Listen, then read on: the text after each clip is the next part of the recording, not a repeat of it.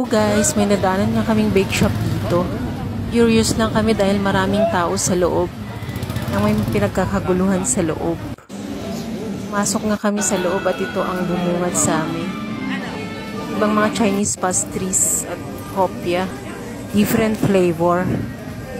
Ikoy, sticky rice at iba pa. Pala ay nagsimula noong 1912 sa Binondo. Pagmamayari ni Chua Chu Hong, isang Chinese immigrant. Yung sa kwento, naging mahirap ang kanilang business dahil sa competition. Nagbago ito nung pumalit si Jerry Chua. Ang third generation, kunya ang business at inintroduce niya ang hopya ube. Yung popular naman sa mga Pilipino.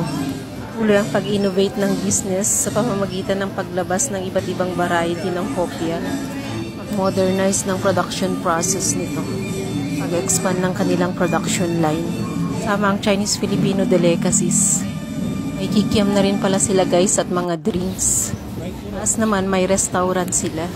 Mga tao rin dito na kumakain. Sa menu nila guys may mga siopaw, drinks, chicken, siomai, pansit at iba pa. Buda rin pala dito sa taas. Tsuran nga pala ako ni Habi dyan. Mga Chinese decorations din sila. Yan, tinitignan na nga ni Habi yung kanilang mga menu.